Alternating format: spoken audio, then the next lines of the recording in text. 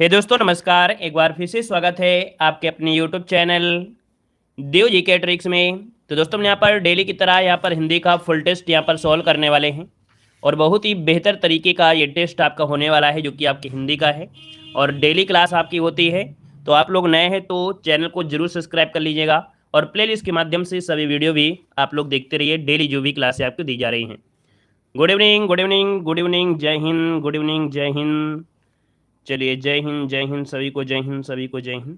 चलिए आवाज़ मिल पा रही तो एक बार थोड़ा सा मुस्कुरा दीजिए। चलिए आवाज़ मिल पा रही तो एक बार थोड़ा सा स्माइल कर दीजिए, फिर हम लोग क्लास की स्टार्ट करते हैं। हर हर महादेव, जय हिंद, गुड इवनिंग। तो चलिए पहला क्वेश्चन देखो दिया गया है, कह रहे चीभ की दावत नामक कहानी के रचनाकार इनमें से कौन है। चलिए जवाब देना है। यहाँ पर आंसर में से राइट क्या हो जाएगा, आपसे कह रहा है कि चीभ की दावत नामक कहानी के रचनाकार कौन है। तो दोस्तों यहाँ पर देखिए जवाब काफी लोगों के आ रहे हैं। यहाँ पर आंसर जो हो जाएगा सी हो जाएगा, भीष्म साहनी इसका जो आंसर है यहाँ पर राइट हो जाएगा दोस्तों। और इस कहानी के मुख्य पात्र में मिस्टर सामनाथ और उनकी पत्नी और विधवा बूढ़ी माँ है, तीन मुख्य पात्र होते हैं। अगला क्वेश्चन यहाँ पर दिया गया है कि जिस कालखंड के भीतर किसी विशेष ढंग की रचनाओं की प्रचुरता दिखाई पड़ती है वह एक अलग काल माना जाता है और उसका नामकरण उन्हीं रचनाओं के अनुसार किया जाता है। यह मान्यता किस साहित्यकार की है। ऐसा जो मान्यता दिया है वो आपके आचार्य रामचंद्र शुक्ल ने दिया है। ऑप्शन आपका बी नंबर इसका राइट हो जाएगा। आगे बढ़िए, क्वेश्चन आपसे अगला पूछा गया है, कह रहे निम्नलिखित में से कौन सा पृथ्वी का पर्यायवाची है। कौन सा पृथ्वी का पर्यायवाची है, पृथ्वी का पर्यायवाची। चलिए देखिए पृथ्वी के पर्यायवाची की अगर बात करें दोस्तों तो यहाँ पर देखिए रत्नगर्भा ऑप्शन बनेगा। यहाँ पर आपका ये नंबर रत्नगर्भा आपका जवाब राइट हो जाएगा। अगला क्वेश्चन दिया गया है,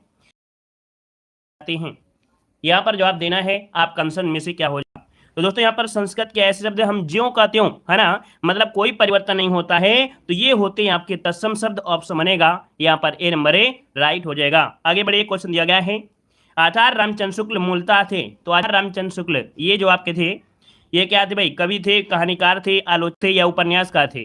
क्या हो जाएगा 55 को ऑप्शन सी हो जाएगा आपका आलोचक बनेगा दोस्तों, याद रखिए सी नंबर है आलोचक इसका आंसर राइट हो जाएगा। अगला क्वेश्चन दिया गया है, निम्नलिखित में से कौन सी कौन सी भाषा संस्कृत भाषा की अपभ्रंश है। कौन सी भाषा संस्कृत भाषा की अपभ्रंश है, यहाँ पर जवाब देना है। तो दोस्तों जवाब हो जाएगा बी नंबर पाली है। क्या है, पाली इसका जो आंसर है यहाँ पर राइट हो जाएगा। अगला क्वेश्चन दिया गया है, निम्नांकित में से नवीन विकसित ध्वनियां कौन सी हैं। नवीन विकसित ध्वनि आपसे पूछा गया है, यहाँ पर 57 नंबर का जो ऑप्शन देना है। और देखिए अच्छा क्वेश्चन आपका है, यहाँ पर देखिए आपका जो आंसर बनेगा 57 नंबर में वो हो जाएगा खा और जो आपका गा है, ये आपके नवीन विकसित ध्वनियां है। आपका ऑप्शन बनेगा यहाँ पर ए नंबर। आगे बढ़िए, क्वेश्चन दिया गया है, निम्नलिखित में से शुद्ध वर्तनी का चयन करना है। यहाँ पर बताइएगा अपकीर्ति किस प्रकार से सही लिखा जाएगा। चलिए बताइएगा, यहाँ पर दिया गया है अपकीर्ति 58 नंबर में। तो दोस्तों अपकीर्ति कहीं सही है, अपकीर्ति यहाँ पर है ऑप्शन अपकीर्ति, ये वाला ऑप्शन आपका सही होगा, ए नंबर इसका दोस्तों राइट हो जाएगा। अपकीर्ति इस प्रकार से बनेगा। आगे बढ़िए, क्वेश्चन दिया गया है, निम्नांकित में से कौन सा शब्द वृद्धि संधि का उदाहरण नहीं है। आपसे यहाँ पर पूछा गया नहीं शब्द। तो देखिए यहाँ पर सदैव क्योंकि अ की मात्रा है, जलौध में अ की मात्रा है, प्रमोद में भी अ की मात्रा है, और जहां भी आपकी अ की मात्रा होती है और अ की मात्रा होती है वहां पर वृद्धि संधि होती है दोस्तों। ऑप्शन सी इसका आपका बनेगा, ये वृद्धि संधि आपका नहीं है, ऑप्शन सी हो जाएगा। यहाँ पर आगे बढ़िए, क्वेश्चन दिया गया है, आचार्य विश्वनाथ प्रसाद मिश्र ने रीत काल को श्रृंगार काल नाम दिया, लेकिन उन्होंने इस पर जो ग्रंथ लिखा उसका नाम हिंदी का श्रृंगार काल नहीं बल्कि उसका नाम क्या है। तो दोस्तों इसका नाम यहाँ पर आपका आंसर बनेगा डी नंबर है। याद रखिए हिंदी साहित्य का इतिहास भाग 2, याद रखिए इन्होंने क्या दिया, हिंदी साहित्य का इतिहास भाग 2 इन्होंने दिया, श्रृंगार काल नाम नहीं दिया। इसका जो आंसर होगा आपका डी नंबर हो जाएगा। अगला क्वेश्चन दिया गया है, निम्नलिखित में से रीत मुक्त कवि की पहचान कीजिए। रीत मुक्त कवि की पहचान यहाँ पर करना है और 61 का जो ऑप्शन दिया गया है राइट क्या हो जाएगा। तो दोस्तों घनानंद इसका ऑप्शन हो जाएगा। रीत मुक्त कवि आपके कौन हो जाएंगे, घनानंद इसका आंसर है राइट हो जाएगा। आगे बढ़िए, क्वेश्चन दिया गया है, कह रहा आपसे भाषा मुंशी के नाम से किसे जाना जाता है। भाषा मुंशी के नाम से किसे जानते हैं, क्वेश्चन नंबर 62 देना है। और देख सकते हैं यहाँ पर जवाब भी बहुत ही अच्छी तरीके से आ रहे हैं। यहाँ पर जो आंसर आपका है डी हो जाएगा, लल्लू लाल जो आपके हैं यहाँ पर Lallu Lal ji, option D number right हो जाएगा। यहाँ पर आगे बढ़िए, क्वेश्चन आपसे दिया गया है, कह रहा है जाटू किस बोली का उपनाम है। जाटू किस बोली का उपनाम है? 63 नंबर ऑप्शन क्या हो जाएगा यहां पर? ऑप्शन बने आपका डी नंबर, अवधि में आएगा क्या? रुकिए, अवधि में तो नहीं आना चाहिए, बांगरू में जरूर आएगा। बिल्कुल सही ऑप्शन बी हो जाएगा, ये बांगरूज है। जाटू किस बोली का उपनाम है? बांगरू। इसका आंसर आपका बी नंबर है, राइट हो जाएगा। हरियाणवी के साइड का है, आंसर बी बनेगा। अगला क्वेश्चन दिया गया है, कह रहा आपसे काल क्रम के अनुसार उपन्यासों का सही क्रम इनमें से कौन सा है? देखो यहाँ पर दिया गया भूतनाथ सबसे पहले आया था, याद रखिएगा भूतनाथ। यहाँ पर भूतनाथ, कब तक पुकारूं, डूबते मस्तूल और अंतिम अरण्य। इसको ऑप्शन बी हो जाएगा। नोट करना है तो नोट कर सकते हैं। वैसे रचनाएं अगर आपके क्रम में आती हैं तो जल्दी सबके सही नहीं होते हैं, क्योंकि इतना डीपली कोई पढ़ता नहीं है। देखिए, जब किसी अभिप्राय से एक वस्तु या व्यक्ति का अनेक प्रकार से वर्णन किया जाए तो वह कहलाता है। दोस्तों 65 नंबर में ऑप्शन दिया गया है, कह रहा है जब किसी अभिप्राय से एक वस्तु या व्यक्ति का अनेक प्रकार से वर्णन किया जाए तो वह क्या कहलाता है? दोस्तों यहां पर आंसर आपका होता है उल्लेख। क्या होता है? डी नंबर इसका राइट हो जाएगा, उल्लेख होता है, ऑप्शन डी राइट हो जाएगा। आगे बढ़िए, क्वेश्चन दिया गया है, यार आपसे निम्नलिखित में से धवल का समानार्थी शब्द इनमें से कौन सा है? यहां पर देखिए 66 का ऑप्शन देना है, 66 का ऑप्शन में से क्या हो जाएगा? चलिए दोस्तों, दिया गया है धवल का समानार्थी कौन सा होता है? धवल का समानार्थी, देखिए धवल मतलब यहां पर होता है स्वच्छ, या उसे बोलते सकते हैं उजला, या इसे बोल सकते हैं श्वेत, या निर्मल, या साफ, मनोहर, सुंदर, आकर्षक, कुछ भी बोल दीजिए। यहां पर आंसर आपका नंबर है, राइट हो जाएगा। अगला क्वेश्चन दिया गया है, भागीरथी निम्नलिखित में से किसका पर्यायवाची है?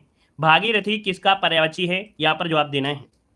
67 की अगर बात करें दोस्तों, ऑप्शन बी हो जाएगा गंगा। याद रखिए भागीरथी किसका है? गंगा इसका जो आंसर है। यहाँ पर सभी के जवाब देखिए बिल्कुल सही आ रहे हैं, ऑप्शन आपका बी नंबर है, राइट हो जाएगा। अगला क्वेश्चन दिया गया है, यहाँ पर दिया गया है सत्याग्रह का सही संविच्छेद इनमें से क्या है?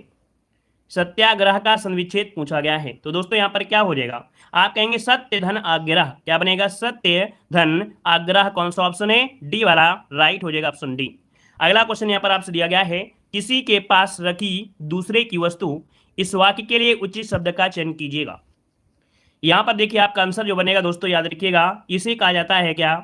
यहां पर बोलते हैं थाती, या इसे बोलते हैं अमानत, या बोलते हैं धरोहर। तो यहां पर देखिए आपका 69 का ऑप्शन सी यहां पर है, राइट हो जाएगा, थाती हो जाएगा, या इसे हम लोग अमानत बोल सकते हैं या धरोहर कह सकते हैं। अगला क्वेश्चन बताइएगा, कह रहा है निम्नलिखित में से कौन सी पुस्तक प्रेमचंद द्वारा लिखित नहीं है? चलिए यहाँ पर जवाब देना है, प्रेमचंद के द्वारा लिखित इनमें से कौन सी नहीं है। यहाँ पर आंसर क्या हो जाएगा? तो दोस्तों यहाँ पर देख सकते हैं आपका आंसर क्या बनेगा। चलिए, कायाकल्प है, जय पराजय है, रंगभूमि है और प्रेमाश्रय है। यहाँ पर आपका आंसर जो बनेगा इनमें से क्या हो सकता है? चलिए लाइक शेयर भी कर दीजिएगा भाई, आप लोग तो भूल जाते हैं।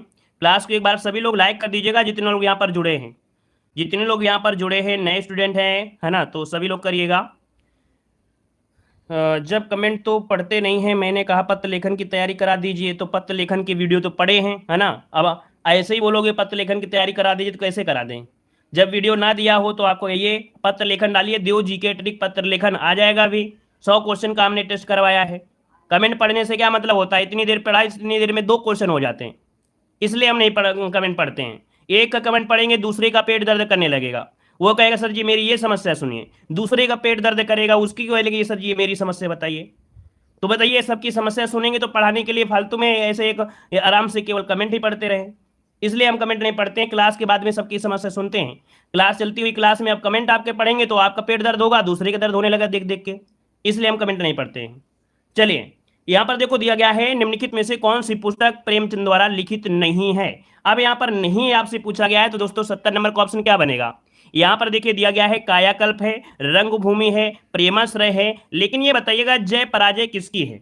चलिए यहाँ पर बताइएगा जय पराजय किसकी है, बताइए जय पराजय किसकी रचना है?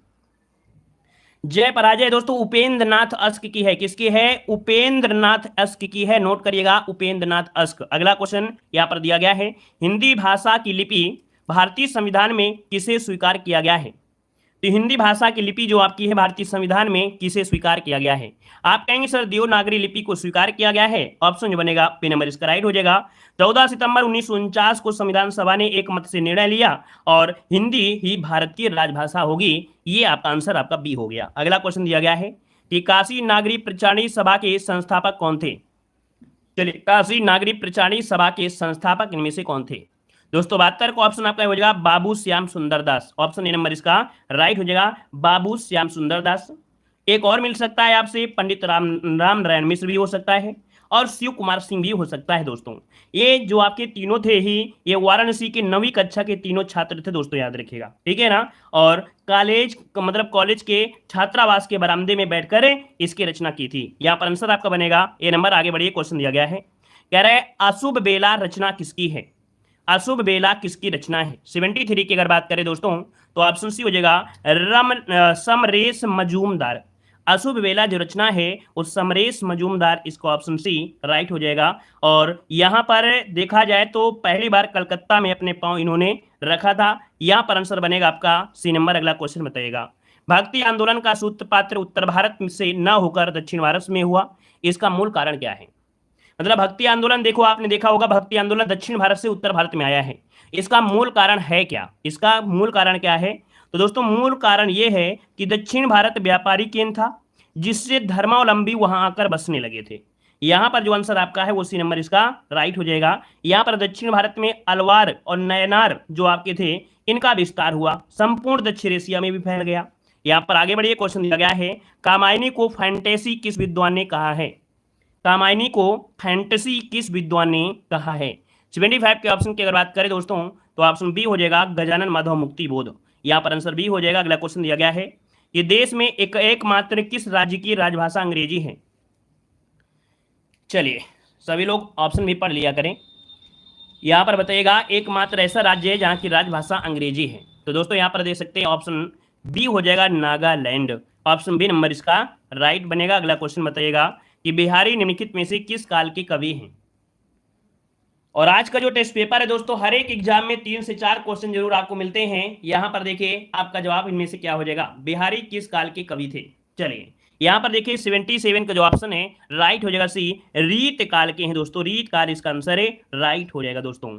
यहां पर बिहारी लाल को चौबे भी कहते हैं या बिहारी भी कह सकते हैं। आगे बढ़िए, क्वेश्चन दिया गया है, आचार्य रामचंद्र शुक्ल कृत हिंदी साहित्य का इतिहास, ये अधिकांश सामग्री पुरस्कार प्रकाशन के पूर्व हिंदी शब्द सागर की भूमिका में छपी थी। इस भूमिका का शीर्षक इनमें से क्या था। हिंदी शब्द सागर की भूमिका में छपी थी, इसकी जो शीर्षक था वो इनमें से क्या था दोस्तों, तो हिंदी साहित्य का इतिहास। देखिए ये क्वेश्चन बहुत बार पूछा गया है, क्वेश्चन को थोड़ा बड़ा कर दिया गया, लेकिन क्वेश्चन आपका वही है। Option B number A right हो जाएगा। अगला क्वेश्चन दिया गया है, कह रहा है अवधी भाषा के सर्वाधिक लोकप्रिय महाकाव्य कौन से हैं। चलिए यहां पर बताइएगा, कह रहा आपसे कि अवधी भाषा के सर्वाधिक लोकप्रिय महाकाव्य इनमें से कौन सा है। तो दोस्तों यहां पर 79 का ऑप्शन क्या होगा। 79 का ऑप्शन देखिए प्रयास काफी लोगों ने किया है, यहां पर जवाब हो जाएगा रामचरितमानस, इसका आंसर है, राइट हो जाएगा। यहां पर आगे बढ़िए, क्वेश्चन आपसे अगला पूछा गया है, कह रहा आपसे जिस कालखंड के भीतर किसी विशेष ढंग की रचनाओं की प्रचुरता दिखाई पड़ती है वह एक अलग काल माना गया है और उसका नामकरण उन्हीं रचनाओं के अनुसार किया भी गया है। यह मान्यता किस इतिहासकार की है। दोस्तों ये मान्यता जो है, ये मान्यता है आपके आचार्य रामचंद्र शुक्ल। ये क्वेश्चन देखो रिपीट हुआ है, इसके पहले भी अभी इसी वीडियो में क्वेश्चन आपको मिला भी था। तो यहाँ पर आंसर बी बनेगा। अगला क्वेश्चन दिया गया है, कह रहा है संदेशन मधुवन कूप भरे में कौन सा अलंकार है। यहाँ पर 81 को ऑप्शन दीजिएगा, 81 को ऑप्शन क्या हो जाएगा।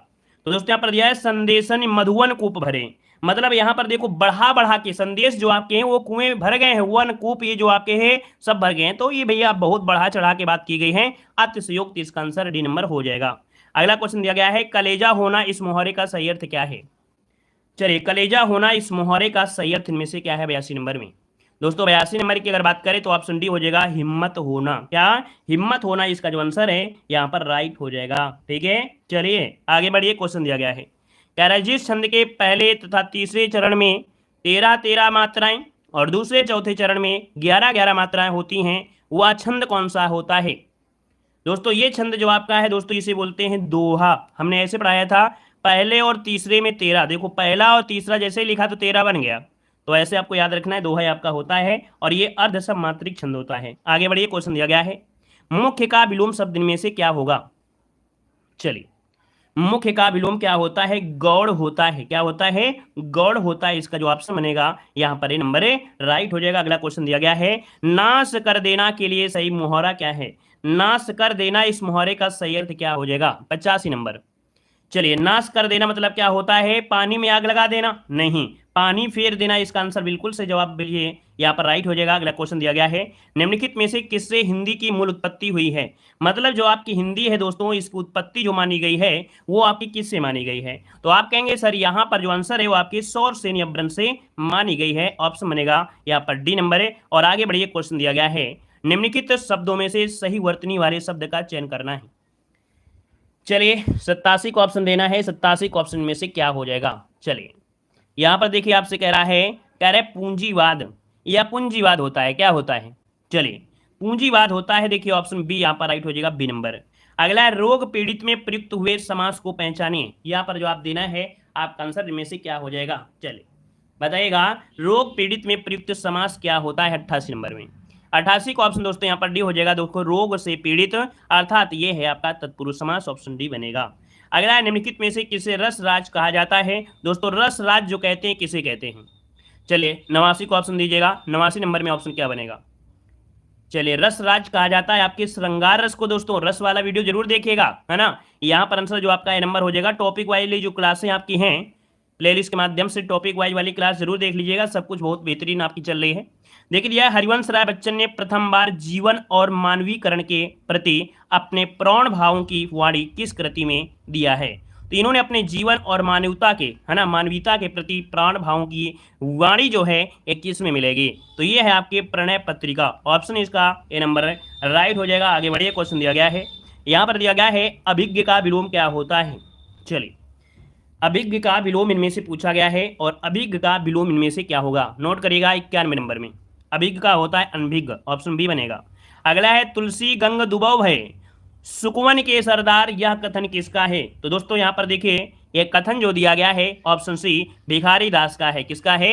भिखारी दास इसका आंसर है, राइट हो जाएगा, सी नंबर है। और आगे बढ़िए, क्वेश्चन दिया गया है, कह रहा है, जो व्यर्थ की बातें करता हो उसके लिए शब्द क्या होगा? जो व्यर्थ की बातें करता हो दोस्तों, 93 का ऑप्शन क्या हो जाएगा? 93 नंबर में ऑप्शन ये हो जाएगा आपका वाचाल, है ना, जो बहुत बोलता है। यहाँ पर आंसर आपका ये नंबर है, राइट हो जाएगा। अगला क्वेश्चन दिया गया है, यहाँ पर दिया गया है, किसी संस्था के 25 वर्ष पूरा होने पर जो उत्सव मनाया जाता है उसके लिए शब्द इनमें से क्या है? चलिए, 94 का ऑप्शन दीजिएगा, और 94 का जो ऑप्शन बनेगा इनमें से क्या हो जाएगा? तो भैया ये होता है आपका रजत जयंती होता है। क्या? रजत जयंती, जब 25 साल होती है। यहाँ पर दिया गया है, कबीर दास की मृत्यु किस सन में हुई थी? बताइएगा कि कबीर दास की मृत्यु किस सन में हुई थी?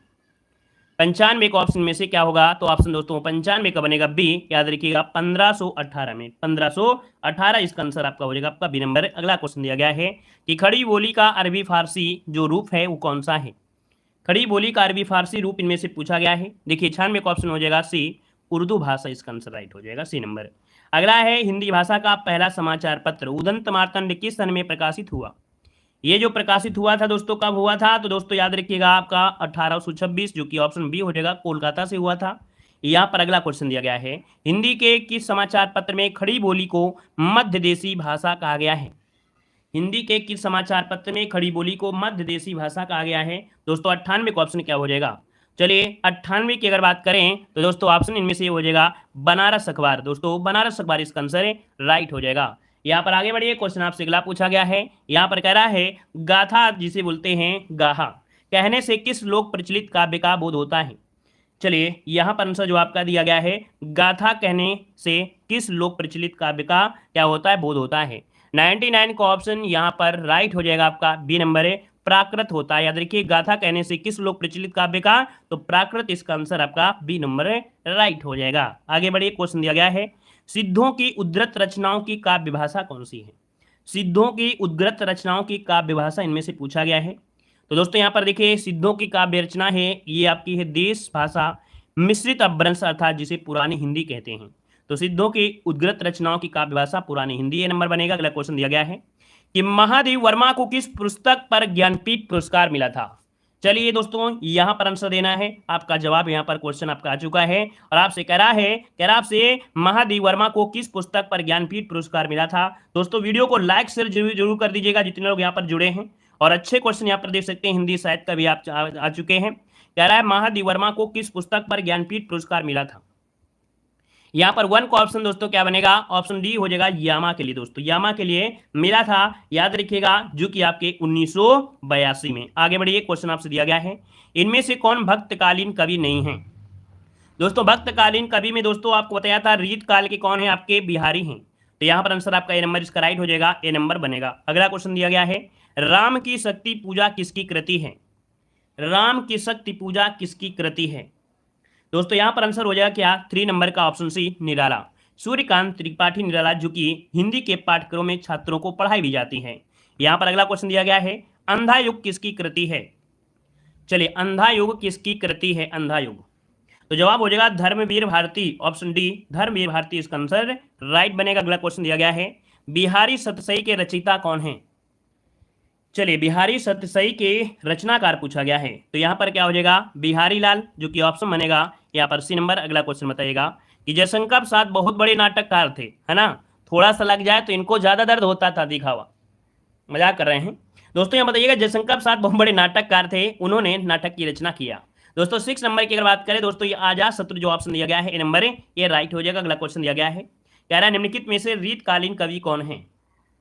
चलिए रीतकालीन कवि पूछा गया है, और रीतकालीन कवि हैं बिहारी लाल, ऑप्शन डी बिहारी लाल इसका आंसर राइट हो जाएगा। और यहाँ पर देखा जाए और भी लोग थे, केशव भी थे, यहाँ पर चिंतामणि भी थे, ठीक है। यहाँ पर अगला क्वेश्चन आपसे दिया है, अन्या से अनन्या किसकी रचना है। चलिए अन्या से अनन्या किसकी रचना है, यहाँ पर जवाब देना है। तो दोस्तों यहाँ पर देखिए 8 नंबर का ऑप्शन बनेगा क्या, चलिए जल्दी से बताइएगा, अन्या से अनन्या किसकी रचना है। चलिए यहाँ पर प्रभा खेतान बिल्कुल राइट आंसर आया है दोस्तों, डी नंबर जिसका आ रहा है राइट हो जाएगा। ये इनकी आत्मकथा है प्रभा खेतान की। आगे बढ़िए, क्वेश्चन दिया गया है, पिता कहानी के लेखक कौन है। पिता कहानी के लेखक इनमें से कौन है, 9 को ऑप्शन देना है। और 9 को ऑप्शन दोस्तों यहाँ पर याद रखिए, डी हो जाएगा ज्ञान रंजन। कौन है, पिता कहानी के लेखक हैं ज्ञान रंजन, ऑप्शन डी राइट हो जाएगा। अगला क्वेश्चन दिया गया है, कह रहा आपसे हिंदी नए चाल में ढली, या कथन दोस्तों जो है किसका है। चलिए हिंदी नए चाल में ढली, ये कथन जो है वो किसका है। यहाँ पर 10 का ऑप्शन देना है, और 10 का ऑप्शन दोस्तों बनेगा क्या, यहाँ पर आंसर बनेगा यहाँ पर बी नंबर, याद रखिए भारतेंदु हरिश्चंद्र, ठीक है, भारतेंदु हरिश्चंद्र इसका आंसर है राइट हो जाएगा। अगला क्वेश्चन दिया गया है, यहाँ पर दिया है लोकायतन किस कवि की रचना है। लोकायतन किस कवि की रचना है, यहाँ पर 11 नंबर में। तो दोस्तों 11 का ऑप्शन क्या हो जाएगा, सुमित्रा नंदन पंत, ऑप्शन बनेगा बी नंबर। आगे बढ़िए, क्वेश्चन दिया गया है कि कवि केशवदास की कौन सी कृति अपने वर्ण विषय की अपेक्षा छंदों की विविधता में भटक गई लगती है। तो दोस्तों यहाँ पर देखिए कौन सी कृति है जो कि वर्ण विषय की अपेक्षा छंदों की विविधता में भटक गई लगती है। यहाँ पर 12 नंबर में दोस्तों ऑप्शन हो जाएगा रामचंद्रिका, तो रामचंद्रिका इसका आंसर है राइट हो जाएगा। अगला क्वेश्चन दिया गया है, कह रहा है विभाव अनुभाव संचारी विभाव संयोग दर्श निष्पत्ति, यह सूत्र जो है किसका है। 13 का ऑप्शन दोस्तों ये आपको पढ़ाया गया रस में, है ना, ये भरत मुनि है, ऑप्शन बनेगा आपका यहाँ पर ए नंबर है। अगला क्वेश्चन दिया गया है, पंच परमेश्वर कहानी के लेखक कौन है। पंच परमेश्वर कहानी के लेखक इनमें से क्या बनेगा। तो दोस्तों याद रखिएगा प्रेमचंद इसका आंसर बी नंबर है राइट हो जाएगा। अगला क्वेश्चन दिया गया है, तुलसीदास ने अपनी रचनाओं में किसका वर्णन किया है। तुलसीदास ने अपनी रचनाओं में वर्णन जो किया है वो किसका किया है। दोस्तों ऑप्शन बनेगा आपका बी नंबर भगवान राम, जो कि अयोध्यावासी थे, तो यहाँ पर आंसर आपका बी नंबर है राइट हो जाएगा। और यहाँ पर देखा जाए कि इनके आराध्य देव मिलने वाले जो श्री हनुमान जी का वर्णन भी आपके किया गया है। अगला क्वेश्चन दिया गया है, त्यागपत्र उपन्यास किसकी रचना है। त्यागपत्र उपन्यास किसकी रचना है, यहाँ पर देखिए 16 नंबर में ऑप्शन दिया गया है, और 16 का ऑप्शन में से बी हो जाएगा जैनेन्द्र कुमार इसका आंसर है राइट हो जाएगा, जैनेन्द्र कुमार हो जाएगा। यहाँ पर आगे बढ़िए, क्वेश्चन आपसे दिया गया है, आधुनिक हिंदी साहित्य की पहली आत्मकथा के लेखक कौन माने जाते हैं। यहाँ पर दोस्तों आपको जवाब देना है, इसका आंसर जो बनेगा राइट इनमें से क्या हो जाएगा, आधुनिक हिंदी साहित्य की पहली आत्मकथा के लेखक कौन माने जाते हैं। 17 का ऑप्शन देना है। तो दोस्तों यहाँ पर आंसर हो जाएगा बाबू श्याम सुंदर दास, क्या बनेगा, बाबू श्याम सुंदर दास इसका आंसर है राइट हो जाएगा। आगे बढ़िए, क्वेश्चन दिया गया है, यहाँ पर दिया है बीसल देवरासो के रचयिता का नाम इनमें से क्या है। अगर आप बीएड एग्जाम की तैयारी कर रहे हैं तो दोस्तों याद रखिएगा इस क्वेश्चन को रट कर जाइएगा। बीएड एग्जाम की तैयारी कर रहे हैं तो इस क्वेश्चन को रट कर जाइएगा। यहाँ पर क्वेश्चन दोस्तों 18 नंबर का ऑप्शन क्या बनेगा, तो बीसल देवरासो इसके रचयिता हैं ऑप्शन डी नरपत नाल, ऑप्शन डी नंबर है राइट हो जाएगा। दोस्तों जगनिक होगा भैया या नरपत नाल होगा भाई, जल्दी से बताइए। बीसल देवरासो के रचयिता, हमें से गलती हो रही का, नरपत नाल ही तो होगा ना, ऑप्शन डी बनेगा, काहे लगा रहे हैं जगनिका। यहाँ पर बीसल देवरासो जगनिक नहीं होगा, यहाँ पर नरपत नाल हो जाएगा। ठीक है, यहाँ पर आगे बढ़िए, क्वेश्चन आपसे अगला पूछा गया है, कह रहा है चंद्रायन किसकी कृति है। चंद्रायन भी रट लीजिएगा, चंद्रायन बहुत पूछी गई है। तो याद रखिए मुल्ला दाऊद, ऑप्शन बनेगा आपका बी नंबर, मुल्ला दाऊद हो जाएगा। अगला क्वेश्चन यहां पर आपसे दिया गया है, यहां पर आपसे कह रहा है, आपसे कविता क्या है, निबंध के लेखक इनमें से कौन है। चलिए यहां पर बताइएगा कविता क्या है, इस निबंध के लेखक आपसे पूछा गया है दोस्तों। 20 को ऑप्शन बनेगा D, Ramchandra Shukla, option D number right हो जाएगा। अगर आपसे दिया गया है राग दरबारी उपन्यास के रचयिता कौन है, राग दरबारी उपन्यास के रचयिता दोस्तों ऑप्शन बनेगा बी नंबर, श्री लाल शुक्ल, इसका जो आंसर है यहाँ पर बी नंबर है, राइट हो जाएगा। और यहां पर आगे बढ़िए, क्वेश्चन आपसे अगला पूछा गया है, श्रद्धा किस कृति की नायिका है, श्रद्धा किस कृति की नायिका है। तो दोस्तों यहां पर देख सकते हैं 22 नंबर का ऑप्शन हो जाए आपका, कामायनी से जुड़े हैं। ठीक है, कामायनी का एक सर्ग है श्रद्धा, उसी की नायिका है दोस्तों ये श्रद्धा। आगे बढ़िए, क्वेश्चन दिया गया है, त्यागपत्र उपन्यास के लेखक इनमें से कौन है। चलिए त्यागपत्र उपन्यास के लेखक में से पूछा गया है 23 नंबर में, और दोस्तों 23 को ऑप्शन में से क्या होगा, तो 23 को ऑप्शन डी हो जाए आपका जैनेन्द्र। दोस्तों जैनेन्द्र की ये तीसरी औपन्यासिक कृति है और इसका प्रकाशन 1937 में किया गया था। अगला क्वेश्चन दिया गया है, क्या आपसे बिहारी किस राजा के दरबारी कवि थे। चलिए जवाब दीजिएगा, बिहारी जो हैं ये किस राजा के दरबारी कवि थे। यहाँ पर आपका जो 24 का आंसर है इनमें से राइट क्या हो जाएगा, दोस्तों 24 का ऑप्शन बनेगा आपका सी नंबर, जय सिंह, क्या हो जाएगा, जय सिंह हो जाएगा। और अगला क्वेश्चन यहाँ पर दिया है, कह रहा आपसे शेष कादम्बरी की रचयिता कौन है, शेष कादम्बरी की रचयिता यहाँ पर क्या हो जाएगा, दोस्तों ऑप्शन बनेगा आपका डी नंबर, ये अलका सरावगी हैं। याद रखिएगा कि शेष कादम्बरी की रचयिता कौन है, तो जवाब हो जाएगा आपका अलका सरावगी, इसका आंसर राइट हो जाएगा डी नंबर। तो दोस्तों इस प्रकार से देखिए यहाँ पर आपके 25 क्वेश्चन हिंदी साहित्य के भी करा दिया, फुल प्रैक्टिस सेट आप। चलिए धन्यवाद, जय हिंद, वंदे मातरम।